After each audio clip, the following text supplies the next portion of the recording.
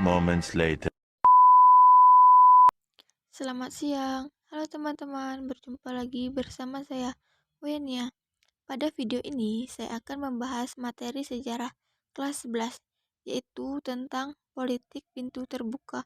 Maka dari itu, tontonlah video ini sampai habis. Pengertian politik pintu terbuka.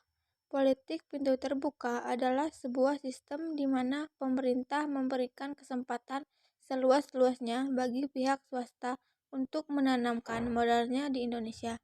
Pada periode ini, tanah dan tenaga kerja dianggap sebagai milik perorangan. Tanah rakyat dapat disewakan dan tenaga kerja dapat dijual. Kebijakan keimigrasian yang ditetapkan oleh pemerintah Hindia Belanda adalah politik pintu terbuka. Melalui kebijakan ini, pemerintah Hindia Belanda membuka seluas-luasnya bagi orang asing untuk masuk, tinggal, dan menjadi warga Hindia Belanda. Latar belakang politik pintu terbuka. Awal dari terbentuknya sistem politik ini adalah Traktat Sumatera yang dilakukan pada tahun 1871. Dengan perjanjian tersebut, pihak Belanda bisa memperluas kekuasaan sampai wilayah Aceh. Inggris yang juga termasuk dalam pihak yang berada dalam lingkup perjanjian tersebut, meminta pembayaran dari Belanda, yakni dengan menerapkan sistem ekonomi liberal di wilayah Hindia Belanda yang saat itu meliputi wilayah Indonesia.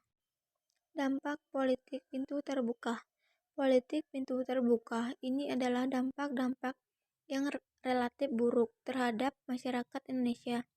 Meskipun begitu, kebijakan ini sangat menguntungkan bagi para pengusaha asing pada saat itu. Berikut ini adalah dampak-dampak dari diberlakunya politik pintu terbuka terhadap masyarakat Indonesia, pemerintahan kolonial Belanda serta pihak swasta. Pelaksanaan politik etis di Indonesia dalam bidang pendidikan adalah pendidikan modern hanya dinikmati kalangan elit seperti para keturunan bangsawan dan orang kaya. Politik etis dilakukan dalam 3 kebijakan yang disebut dengan Trias van Deventer, yaitu irigasi, edukasi, dan imigrasi. Baiklah, mungkin itu saja yang dapat saya jelaskan. Semoga bermanfaat. Selamat siang.